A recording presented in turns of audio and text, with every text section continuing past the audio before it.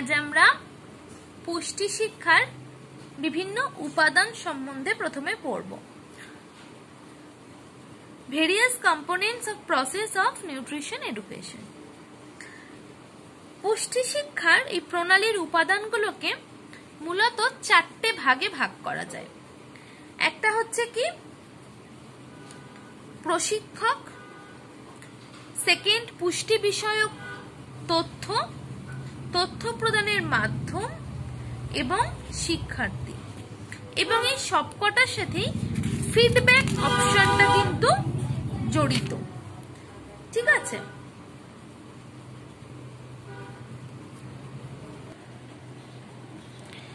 প্রথমেই আসি প্রশিক্ষক। পুষ্টি শিক্ষা প্রণালীতে এই যে ট্রেনার বা প্রশিক্ষক কিন্তু একটা গুরুত্বপূর্ণ উপাদান। প্রশিক্ষকের কাজ কি? শিক্ষার্থীকে পুষ্টি শিক্ষা দান করা,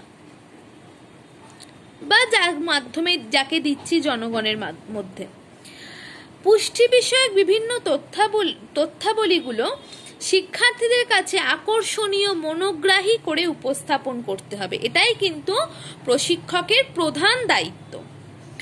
এমনভাবে বিষয়বস্তু উপস্থাপনা তিনি করবেন যাতে শিক্ষার্থীরা অনুপ্রাণিত হয়, বুঝতে পারে এবং তাদের দৈনন্দিন জীবনে কাজে লাগায়। শুধু শুনলাম ঠিক আছে এরকম নয়।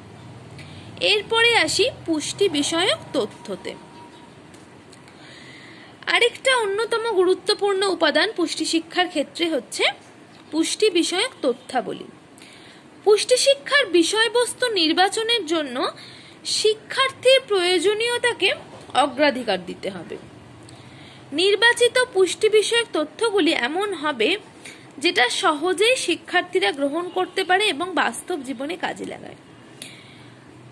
মূলত কয়েকটি নির্দিষ্ট লক্ষ্যকে কেন্দ্র করে শিক্ষার্থীদের উদ্দেশ্যে এই পুষ্টি বিষয়ক তথ্যাবলীগুলো পরিবেশিত হবে। কি কি তথ্য, এর একটু অল্প কথায় বোঝাই তোমাদের। অর্জিত পুষ্টি শিক্ষা শিক্ষার্থীদের শারীরিক, সামাজিক এবং জাতীয় বিকাশের ক্ষেত্রে সহায়ক হবে। পুষ্টি শিক্ষা অর্জনের মাধ্যমে শিক্ষার্থীদের কর্মদক্ষতা বৃদ্ধি পাবে।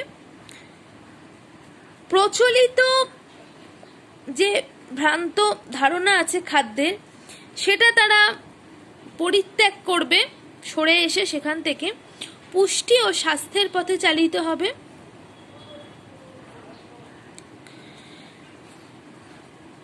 এবং পুষ্টি বিষয়ক তথ্যাবলীর মধ্যে সুস্পষ্ট পুষ্টি সংক্রান্ত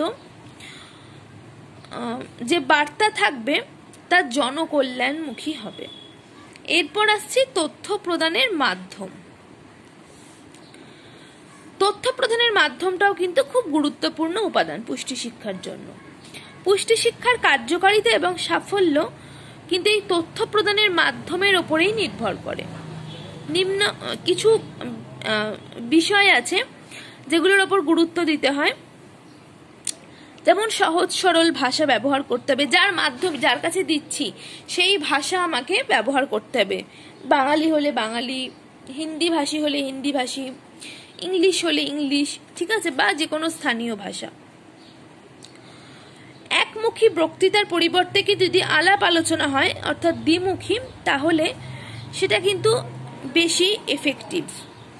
এর ফলে কি হয়, শিক্ষক এবং শিক্ষার্থীর মধ্যে পারস্পরিক ভাবের আদান প্রদান সম্ভব হয়। বিভিন্ন শিক্ষা সহায়ক জিনিসপত্র ব্যবহার করতে হবে যাতে শিক্ষার্থীদের ধারণাটা সুস্পষ্ট হয়।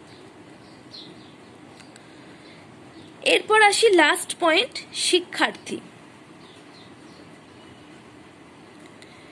পুষ্টি শিক্ষার ক্ষেত্রে অত্যন্ত গুরুত্বপূর্ণ কেন্দ্রীয় উপাদান কিন্তু শিক্ষার্থী।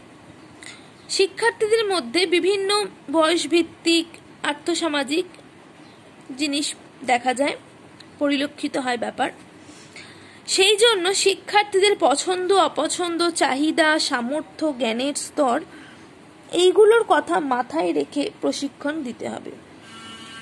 পুষ্টি শিক্ষার মূল উদ্দেশ্য হবে উপযুক্ত প্রশিক্ষণের মাধ্যমে শিক্ষার্থীর আচরণগত পরিবর্তন সাধন। ঠিক আছে, এই 4টি উপাদানের মধ্যে কিন্তু পারস্পরিক সম্পর্ক রয়েছে। কি সেটা না, এই ফিডব্যাক।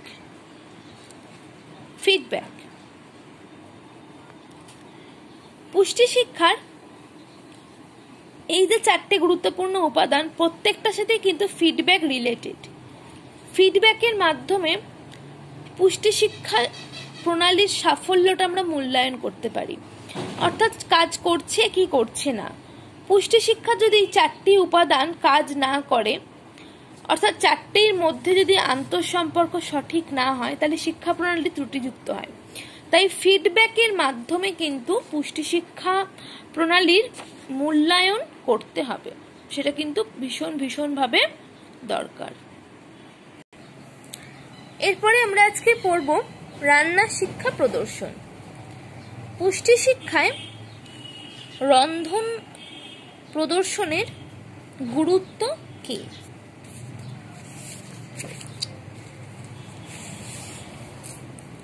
ভারতবর্ষের মতো উন্নয়নশীল দেশগুলোতে অপুষ্টি প্রতিরোধ এবং জনগণের পুষ্টির মান উন্নয়ন করতে এই পুষ্টি শিক্ষার প্রয়োজনীয়তা ভীষণভাবে দরকার, এবং তারই একটি অবিচ্ছেদ্য অংশ কিন্তু এই রন্ধন শিক্ষা। হাতে কলমে শিক্ষা পাওয়া, অর্থাৎ রন্ধন শিক্ষা আয়ত্তের মাধ্যমে জনগণ সঠিক রন্ধন পদ্ধতি অবলম্বন করতে শিখবে, খাদ্য সামগ্রীর পুষ্টি মূল্যের অপচয় রোধ করতে শিখবে। তাই শুধু মৌখিকভাবে বললে হবে না, প্র্যাকটিক্যালি ব্যাপারটা করে দেখানোটা বরঞ্চ বেশি উপযোগী। যেমন সঠিক পদ্ধতিতে রান্না করলে, কিভাবে করলে খাদ্যবস্তুর পুষ্টি মূল্যের অপচয় নিবারণ হয়। চাল, ডাল প্রভৃতি বারে বারে জল দিয়ে ধুলে বা ভাতের পর ফ্যান ফেলে দিলে ভিটামিন B1 থায়ামিন নষ্ট হয়, সেটা তোমরা জানো। তাহলে কি অল্পবার ধুয়ে পরিমাণ মতো জল দিয়ে রান্না করতে হবে। শাকসবজি সেদ্ধ করে জল ফেলে দিলে ভিটামিন মিনারেলসের অপচয় ঘটে, সেই জন্য সেটা ফেলে না দিয়ে গ্রেভি প্রস্তুত করে ফেলতে হবে, তাহলে আমরা সেটা খেয়ে নিতে পারবো। ঢাকা পাত্রে রান্না করতে হবে, ঠিক আছে, যাতে অপচয় কম ঘটে। কখনোই ডাল, এইসব কড়াই জাতীয় খাবার, মটর, এগুলো সিদ্ধ করার জন্য, তাড়াতাড়ি হবার জন্য খাবার সোডা দেব না, তাহলে বি কমপ্লেক্স ভিটামিন, যেগুলো B1 থেকে B12 ভিটামিনগুলোর অপচয় ঘটে।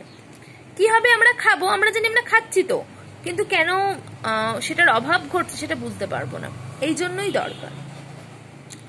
মাছ, মাংস, ডিম প্রচন্ডভাবে তাপ দিয়ে রান্না করলে এর প্রোটিন সংকুচিত হয়ে যায়। আবার ডালের প্রোটিনের কিন্তু পরিপাকযোগ্যতা বৃদ্ধির জন্য উচ্চ তাপ দরকার। তাহলে প্রোটিনটা কিন্তু ব্যাপার নয়, কিসের প্রোটিন সেটা দেখতে হবে। ডিমের প্রোটিন, মাছ মাংসের প্রোটিনে বেশি তাপ দেব না, আবার ডালের প্রোটিনে উচ্চ তাপ দেব। এই যে প্রোটিন রান্নার ঠিক পদ্ধতি এবং রন্ধনের প্রয়োজনীয় তাপমাত্রা, সেটা বোঝানোর জন্য শুধুমাত্র বক্তৃতা নয়, তার পাশাপাশি ডেমনস্ট্রেশনটাও খুব জরুরি। খাদ্য কিভাবে সুস্বাদু করা যায়, বিভিন্ন প্রকার মৌসুমী ফল, সবজি যোগ করে কি করে খাদ্যকে সুস্বাদু পুষ্টিকর করে তোলা যায়, ঠিক আছে। তারপর হচ্ছে খাদ্যের বৈচিত্র্য সৃষ্টি, শুধু রুটি নয়, মেথির রুটি, পালং শাকের রুটি, ঠিক আছে, পনির পরোটা, হ্যাঁ, তারপরে যে বিভিন্ন সবজি দিয়ে ফ্রাইড রাইস করলাম একদিন, এই যে একঘেয়েমি দূর করা, প্লাস পুষ্টিমূল্য বৃদ্ধি পেল। বিভিন্ন খাবারের গুণের পরিচিতি, যেমন বিভিন্ন মুগ, ছোলা, মটর বিভিন্ন কড়াই ভিজিয়ে রেখে অঙ্কুরোদ্গম ঘটালে তোমরা জানো, পড়েছো, ভিটামিন সি এর মাত্রা কিন্তু অনেক বেড়ে যায়। আবার চাল, ডাল ভিজিয়ে গাজিয়ে ফার্মেন্টেড যে ব্যাপারটা, ইডলি ধোসা প্রস্তুত করা হয়, এটা কি সহজপাচ্য, সুস্বাদু, পুষ্টিকর, আবার কি বিভিন্ন রকম খাবার খাওয়া হলো। তারপরে বিভিন্ন রকম মৌসুমী সবজি ফল দিয়ে স্যালাড করা। স্যালাড মানে শুধু শসা পেঁয়াজ নয়, ঠিক আছে। ফল সবজি যদি খাওয়া সম্ভব হয় তাহলে কি হয়, বিভিন্ন অ্যান্টি অক্সিডেন্ট কিন্তু পুরোভাবে পাওয়া যায়। জ্বালানির সাশ্রয়, হাঁড়ি কড়াইতে রান্না না করে প্রেসার কুকার ব্যবহার করলে জ্বালানির খরচ কমে যায়। কিছু জিনিস, চাল ডাল যদি রান্নার আগে ভিজিয়ে রেখে রান্না করা হয়, ভিজিয়ে রেখে কিন্তু জলটা ফেলে দিলে হবে না, আবার ভিজিয়ে রেখে যদি রান্না করা যায় তাহলে তাড়াতাড়ি সেদ্ধ হয়। কিছু খাদ্য সম্বন্ধে ভ্রান্ত ধারণা দূর করতে হবে, হ্যাঁ, যে দামি খাদ্য মানেই পুষ্টিকর নয়। কম দামি ডুমুর, গেঁড়ি, শামুক, বিভিন্ন কম দামি শাকসবজি থেকেও কিন্তু, স্থানীয়ভাবে প্রাপ্ত এইসব খাবার থেকেও কিন্তু পুষ্টি সমৃদ্ধ খাদ্য প্রস্তুত করা যায়। কিছু অপুষ্টি দূরীকরণের জন্য খাবার, যেমন গুড়, আটা, বেসন দিয়ে বরফি প্রস্তুতি, চাল ডাল, বিভিন্ন সবজি দিয়ে খিচুড়ি, ভিটামিন এ আছে প্রচুর পরিমাণে গাজরে, সেই গাজরের হালুয়া বা পরোটা, এগুলো কম খরচে ইজিলি তৈরি করা যায়, ঠিক আছে, এবং অপুষ্টি দূরীকরণে ভীষণভাবে কার্যকরী, ঠিক আছে। তাহলে এটাই হচ্ছে আর কি গুরুত্ব, যে রন্ধন শিক্ষা প্রদর্শনের গুরুত্ব কি। প্রচুর গুরুত্ব আছে, ঠিক আছে। আজকে এই পর্যন্তই। আমরা আজকে কি পড়লাম, পুষ্টি শিক্ষার উপাদান পড়লাম, আর রন্ধন প্রদর্শনের কি উপযোগিতা পুষ্টি শিক্ষায় সেটা পড়লাম।